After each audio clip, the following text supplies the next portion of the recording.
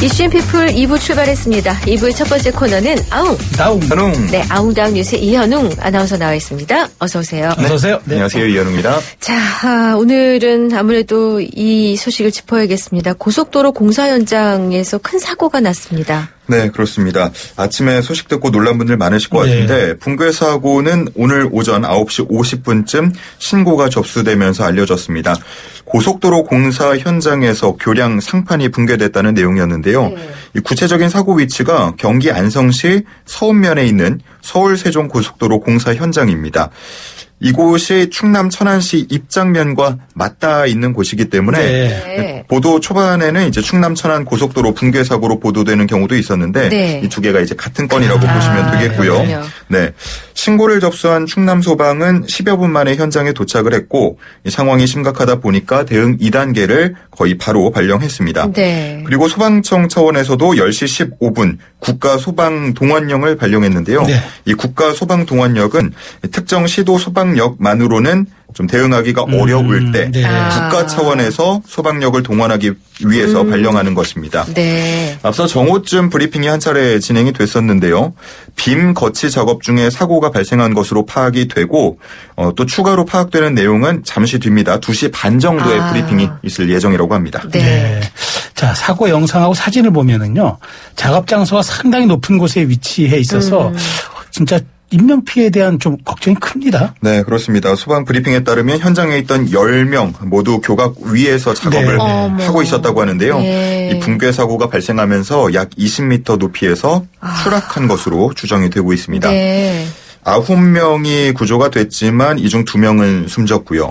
6명은 중상, 1명은 경상을 입고 병원으로 옮겨진 상태입니다. 그리고 소방 측은 구조가 필요한 1명에 대해서 현재 총력을 다해서 대응하겠다고 밝힌 상태입니다. 그리고 현재까지 전해지는 사고 피해자의 국적은 한국인 8명과 중국인 2명으로 파악되고 있는데요. 잠시 후 2시 반에 진행될 브리핑에서 보다 구체적인 내용을 알 수 있을 것으로 보이고요.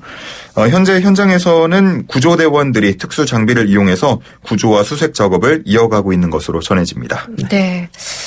빠른 구조 그리고 부상자들의 쾌유를 바라겠습니다. 자, 다음은 경제 소식입니다. 오늘 결국 한국은행 금융통화위원회가 기준금리 인하를 결정했네요. 네, 그렇습니다. 올해 두 번째 통화정책 방향 회의였는데요. 앞서 열렸던 금통위에서는 원달러 환율 급등 등을 이유로 한 차례 동결한 바 있습니다. 내수 경제에 대한 우려가 이어지면서 많은 전문가 예상대로 이번에는 금리 인하 0.25%포인트 인하를 단행한 건데요. 이로써 기준금리가 기존 3%에서 2.75%가 됐습니다. 이렇게 2%대 기준금리로 내려온 거는 2022년 10월에 3%로 올린 이후 2년 4개월여 만이고요.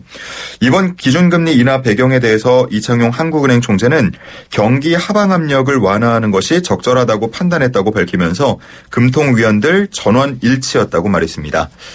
그리고 추가 금리 인하에 대한 질문도 있었는데 상반기 내에 한 번 더 할지 여부는 여러 상황을 보고 결정할 것이라고 말하기도 했습니다. 그동안 일각에서는 한국은행이 금리 인하 시기를 놓쳤다는 실기론을 제기하기도 했는데 이에 대해서 이 총재는 금리 인하를 한두 달 늦춰서 결과적으로 가계부채를 잡는 데에는 큰 도움이 됐고 환율 변동성에 대해서도 잘 대응할 수 있었다고 반박했습니다. 자, 그런가 하면 이복현 금융감독원장은 이번 기준금리 인하가 가계와 기업 대출금리에 파급된 효과를 면밀히 분석하겠다고 밝혔는데요. 이게 무슨 말이냐. 기준금리는 내리는데도 대출금리는 오르는 현상, 이거를 조금 더 면밀히 살펴보겠다는 뜻으로 풀이됩니다. 자, 결국 이제 기준금리를 인하하게 되기까지는 우리 경제 성장률이 크게 낮아질 거란 전망이 있었는데 그 이제 1.5%까지 낮춰 잡았어요? 그렇습니다. 작년 11월 발표 때가 이제 1.9%였는데 이번 발표 때 1.5%로 한 번에 0.4%포인트를 낮춰 잡았습니다. 이 수치는 기획재정부가 전망했던 올해 성장률 1.8%보다도 낮고요. 한국개발연구원 KDI 전망치 1.6%보다도 더 낮은 수준입니다. 아무래도 작년 11월 발표 이후로 이 비상계엄이라는 좀 특별한 상황이 있었잖아요. 그러다 보니까 내수 부진의 골이 더 깊어졌다라고 분석한 것으로 보이고요. 트럼프 취임 역시도 영향을 미친 것으로 보입니다. 아무래도 관세 충격에 수출 둔화 우려가 커진 점이 경기 전망을 더 어둡게 하는 요인이 됐습니다. 하지만 이 수치에는 추경 부분은 반영이 되지 않았는데요.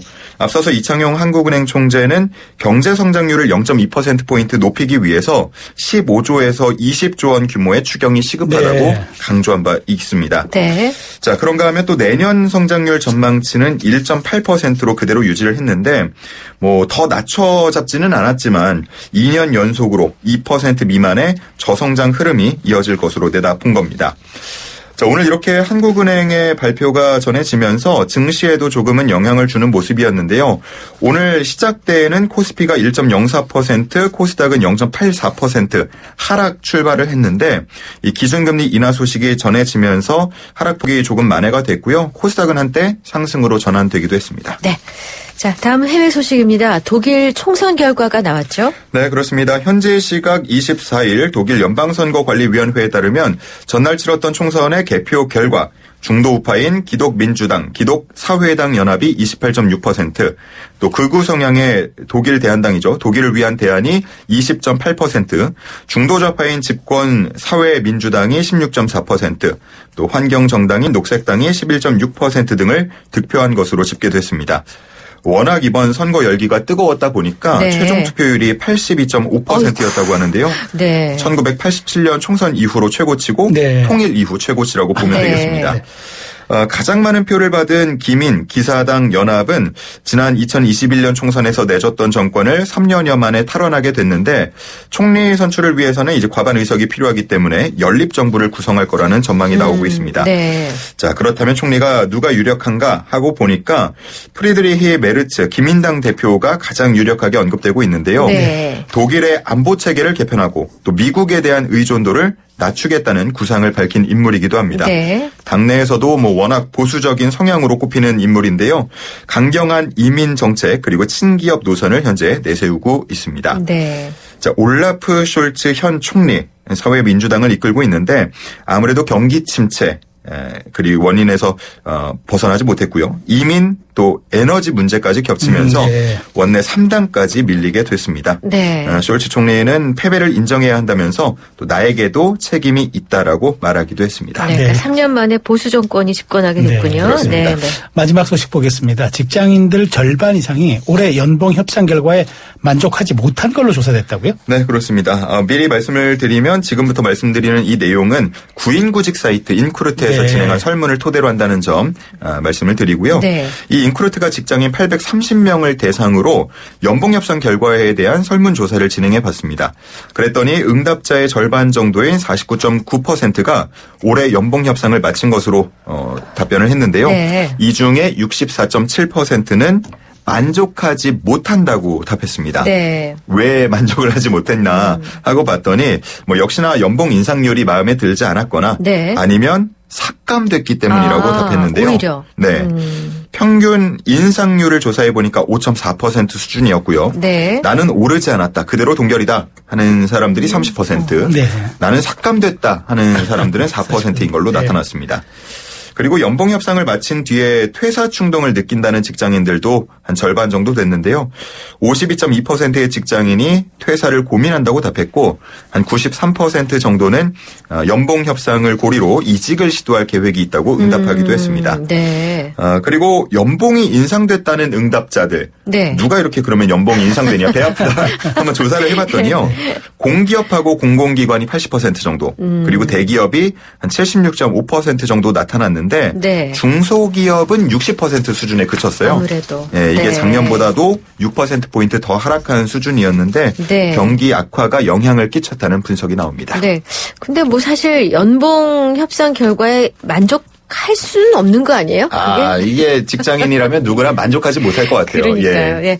자, 이런 상황에서 성과급 500%를 지급하는 회사가 있다면서요? 네, 그렇습니다. 역시나 뭐 대기업 소식입니다. 네. 어디요? 대한항공인데요. 네. 네, 작년에 역대 최대 실적을 기록했기 때문에 네. 뭐 과연 몇 %를 줄 것인가 많은 주목이 됐는데 기본급의 500%에 달하는 성과급을 지급하기로 결정했습니다. 네. 대한항공으로 보자면 역대 가장 높은 수준의 지급률인데요. 네네. 재작년에 이 한도를 올렸어요. 기존에는 300%였는데 500%로 올렸고 네. 작년에 한 407% 정도 이미 한 차례 준 바 있는데 네. 이번에 꽉 채워서 500%를 지급하게 됐습니다. 아무래도 역대 최대 매출을 작년에 기록했고 또 영업이익도 2조 원에 가까우게 기록을 했기 때문에 네. 대규모 성과급 지급을 의결한 것으로 보이고요.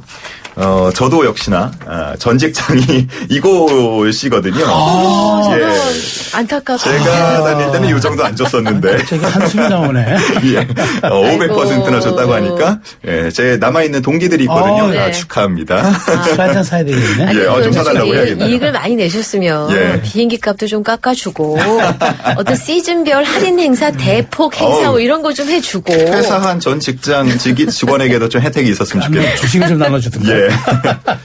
자, 오늘 준비된 뉴스 여기까지 살폈습니다. 마지막 퀴즈 내주세요. 네.